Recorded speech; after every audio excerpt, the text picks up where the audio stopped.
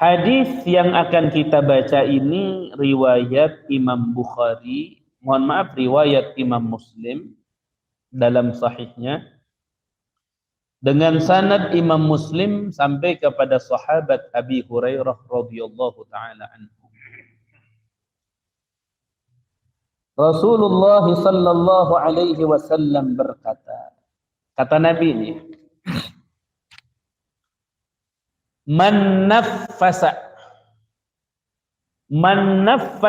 barang siapa yang memberikan tanfis.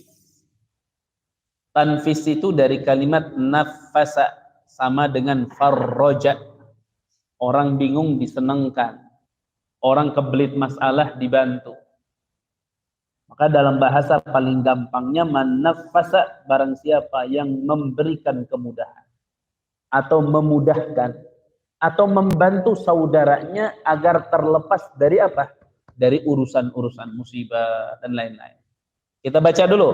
Man naffasa barang siapa yang memberikan kemudahan an mu'minin dari seorang mukmin, kurbatan dengan satu kurbah, kebingungan, dengan satu permasalahan, dengan satu musibah.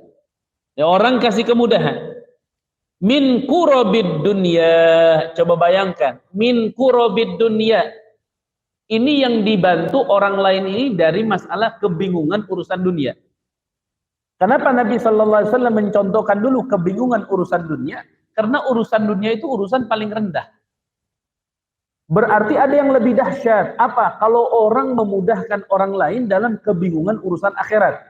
Seperti orang mau sholat nggak punya peci, orang mau sholat nggak punya gamis, kesulitan dia beli gamis, dibantu akhirnya agar mudah dia dalam ibadahnya. Nah ini. Selebihnya itu apalagi kalau kita termasuk orang yang luar biasa dengan harta, ya. Ada orang ingin umroh, ingin haji, kita bantu, itu udah jelas.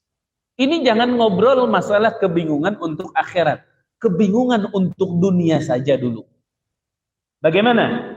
Naffasallahu anhu kurbatan min qurabi yaumil qiyamah. Maka Allah akan memberikan kemudahan, memberikan pertolongan, bantuan, kelancaran di dalam kebingungan-kebingungan urusan akhirat. Kenapa bandingannya ke urusan dunia, urusan akhirat? Karena urusan akhirat lebih dahsyat. Dan kata ulama, kalau urusan akhirat kebingungan kita sudah dibantu oleh Allah, maka urusan dunia apalagi? Gitu. Karena urusan dunia memperkara gampang. Cara kita bantu permasalahan orang itu dengan apa? Ketika tadi saya katakan bahwa setiap mukmin pasti dia bisa membantu saudaranya ketika tertimpa musibah. Pasti. Tapi terkadang ada orang mau ngomong, oh mohon maaf saya belum bisa bantu. Nah ini ada apa? Ada kalimat mohon maaf saya belum bisa bantu. Perhatikan. Yang tertulis di kitab ini, itu ada 4. Tapi kalau dirincikan 4 ini lahir lagi 1212. Pertama, orang itu bisa membantu menghilangkan kesedihan atau musibah yang menimpa kepada orang lain. Pertama, binafsih. Kalau kita bilang pakai tenaga, pakai tubuh kita, binafsih. Ayo bantuin tuh. Itu. 1. Biasanya orang kita ngomongnya tenaga ya. Tenaga, binafsih. Yang kedua, bimalih. Dengan harta.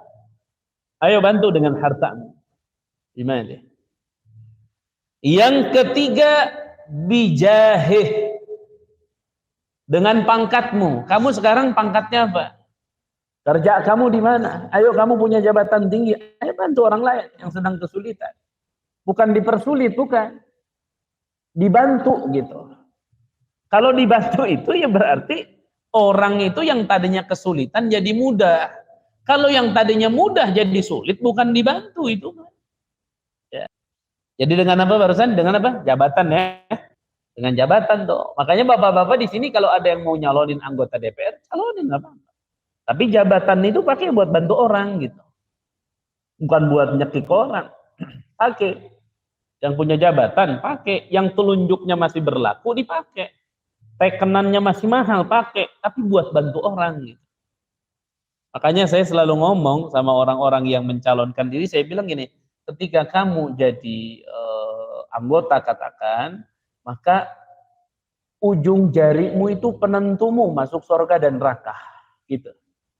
Karena ini kaitannya dengan manusia, bukan kaitan dengan pribadi. Ketika ada kedzaliman, yang dizalimi orang banyak gitu. Ketika ada bantuan, yang dibantu orang banyak. Ya jelas setiap bisnis untungnya besar, resikonya apa? Besar. Ya artinya saat keuntungannya begitu banyak, ya sama kalau disalahgunakan kerugiannya pun begitu banyak. Allahu a'lam bishawab, Bapak-bapak. Kita nggak paham saat ini seperti apa. Hanya saja Bapak-bapak, saya mengingatkan saja bahwa jabatan itu penting. Penting untuk apa? Alat untuk membantu orang lain. Alat. Makanya kalau bapak-bapak di tempat kerjanya ngejar jabatan tinggi, silahkan. Tapi niatkan dan buktikan untuk membantu orang lain. Yang terakhir, ini yang luas. Mungkin kalau pakai fisik, orang sakit nggak bisa bantu.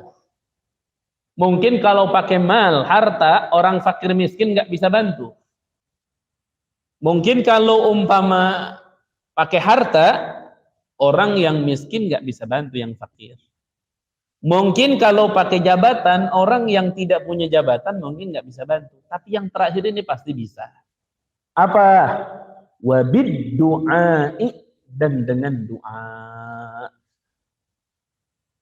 Kalau dengan doa orang setruk aja bisa. Kalau dengan doa orang sepakir apapun pasti bisa. Artinya ketika melihat orang lain sedang susah, bukan mengejek, bukan seneng, doakan, itu minimal kita membantu. Jadi kalau umpama ginilah, kalau umpama kita buat prinsip dalam hidup gini, kita lihat orang susah minimal doa, itu harus kita bantu. Nanti selebihnya ngukurlah katakan, kemampuan bagaimana, pangkat, harta, dan lain-lain. Tapi dengan doa itu semua pasti bisa. Katakan misalnya ketika kita melihat ada anak-anak yatim, kemudian ada orang membantu berjuang untuk anak yatim, misal belum bisa bantu dengan fisik, harta, jabatan, ayo dengan doa. Angkatin tangan, ya Allah berikan sehat walafiat kepada pengurus anak-anak yatim, jadikan anak-anak yatimnya saleh-salehah, dan seterusnya. Itu, makanya bid-doa ini sangatlah penting.